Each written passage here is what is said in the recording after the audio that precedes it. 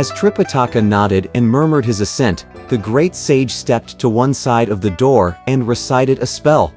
With one shake of his body, he changed into a mole cricket and flew up to alight on top of Tripitaka's hat. The elder left the postal station and headed straight for the court.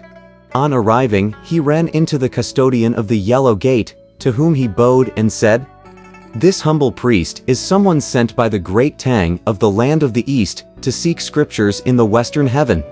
It is proper for me, after arriving in your noble region, to have my travel rescript certified. I therefore wish to have an audience with the throne.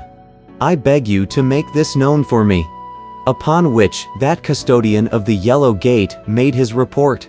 In delight, the king said, "A priest from a distant land must be most accomplished in the way. Show him in quickly." The custodian thus summoned the elder to enter the court. After going through the ceremonial greetings beneath the steps, he was granted permission to take a seat in the royal hall. As he thanked the king and sat down, the elder noticed that the king had emaciated features and a listless spirit. He raised his hands, but could barely salute. And when he spoke, his voice started and stopped. When the elder presented him with the rescript, the king stared at it with unseeing eyes for a long time before he was able to affix his treasure seal on the document and hand it back to the elder. The king was just about to question our elder further on the reason for seeking scriptures when the official attending the throne reported, "The royal father-in-law has arrived." At once supporting himself on a young palace eunuch, the king struggled down from the dragon couch in order to receive the visitor. Our elder was so taken aback that he too leapt up and stood to one side. As he turned to look, he discovered an old Taoist swaggering up from the jade steps. The man Tripitaka saw had on his head a cloud-patterned, priestly wrap of pale yellow damask, and he wore a crane-feathered gown of brown silk fretted with plum designs. A blue sash, braided with 3 silk and woolen cords, wrapped his waist. His feet trod cloud-patterned slippers woven of grass linen and hemp. His hand held a 9-jointed staff of dried vine carved like a coiling dragon. Down his chest hung a silk purse embroidered with raised dragon and phoenix patterns. His jade-like face was shiny and smooth. A white beard flowed down his chin. His pupils blazed golden flames. His eyes were longer than his brows. Clouds moved with each step he took, and fragrant mists encircled him. Hands folded, all officials beneath the steps shouted, "The royal father-in-law has entered court." When that royal father-in-law arrived at the front of the treasure hall, he did not even bother to pay homage to the king. His head held high, he walked boldly up the steps while the king bowed and said, "We are delighted that the royal father-in-law has honored us with his divine presence this morning." He was at once asked to be seated on the cushioned couch on the left. Taking a step forward, Tripitaka also bent low to greet him, saying, "Sir royal father-in-law, this humble cleric salutes you." Sitting loftily on his couch, the royal father-in-law did not return the greetings at all. Instead, he turned to say to the king, "Where did this monk come from?" "He happens to be someone sent by the Tang court in the land of the East to seek scriptures in the western heaven," replied the king. "He's here to have his travel rescript certified. The journey leading to the west," said the royal father-in-law with a laugh, "is shrouded in darkness." "What's so good about that?" Tripitaka said.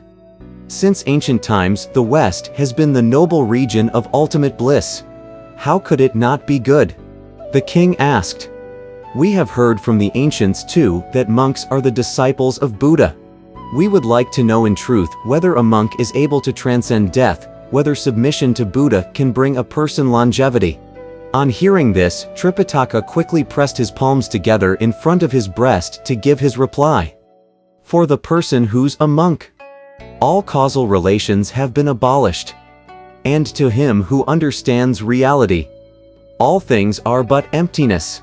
He of great knowledge, both wide and comprehensive, exists placidly in the realm of no birth.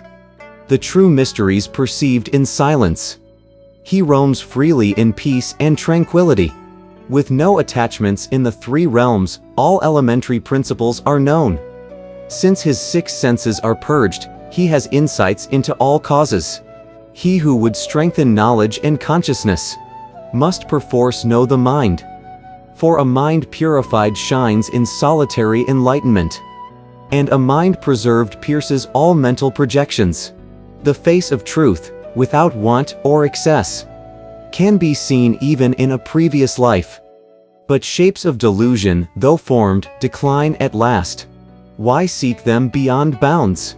Sedentary meditation is the very source of concentration. Almsgiving and charity are the foundation of austerity.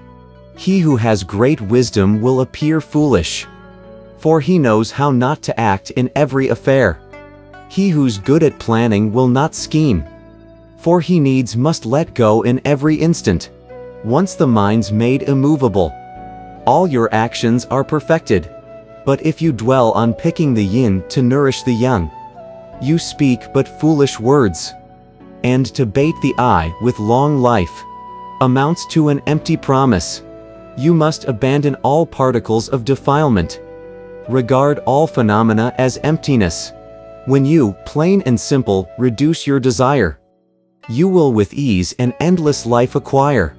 When that royal father-in-law heard these words, he smiled sarcastically and pointed his finger at the Tang monk. Ha ha! Ha! He cried. Your mouth, monk, is full of balderdash. Those within the fold of Nerva all talk about the knowledge of reality. But you don't even know how reality is to be extinguished. Sedentary meditation, why, that's nothing but the practice of blind cultivation. As the proverb says, sit, sit, sit. Your ass will split. Play with fire, and you'll land in the pit. You have no idea that I, who seek immortality, possess the hardiest of bones, who comprehend the way, am most intelligent in spirit. I carry basket and gourd to visit friends in the mountain. I gather 100 herbs to help people in the world. Divine flowers I pick to make a hat. Fragrant orchids I pluck to form a mat. I sing to clapping of hands, and rest on clouds after I dance. Explaining the principles of Tao, I exalt the true teachings of Laozi. Dispensing amulets and water, I rid the human world of monstrous miasmas. I rob heaven and earth of their energies, and pluck from sun and moon their essences.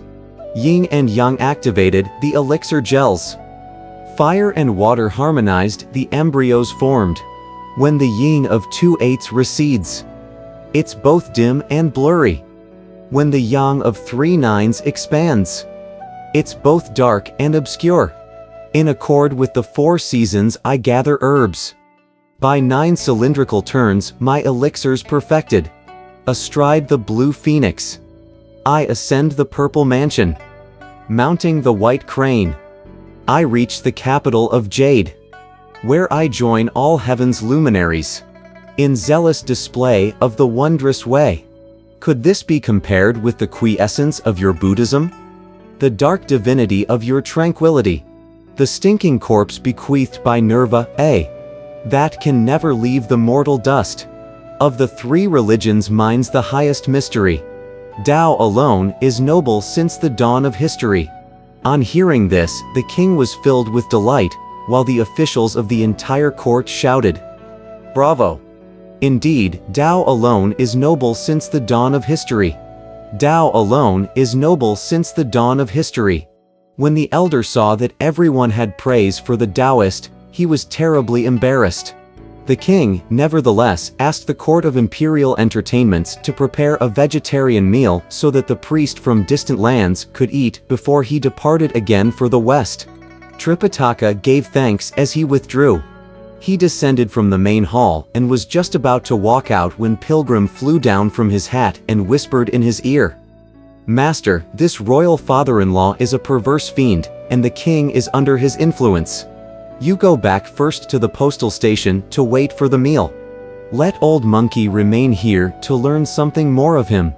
Tripitaka understood and left, and we shall leave him for the moment. Look at our pilgrim.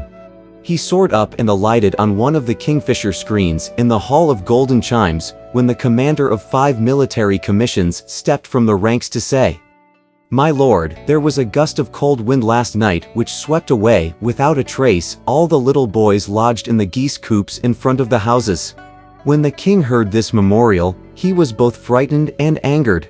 "This means," said he to the royal father-in-law, "that heaven wants to destroy us. We have been sick for months, and the imperial physician has been wholly ineffectual. It was fortunate that the royal father-in-law has bestowed on us a divine prescription. We were just waiting for the noon hour today to lift the knife and take out these boys' hearts and use them as our medical supplement. How could they all be swept away by a gust of cold wind? What explanation could there be other than that heaven wanted to destroy us?" With a smile, the royal father-in-law said, "Your Majesty, please do not worry. The fact that these boys have been swept away means quite the contrary. This is precisely a gift of long life that heaven is sending to your Majesty." "How could you say that?" asked the king. "When those boys in the coops have all been blown away." "When I entered court just now," replied the royal father-in-law, "I noticed an absolutely marvelous medical supplement, far surpassing those 1,111 young boys' hearts. Those hearts, you see, could only lengthen your life for about 1,000 years.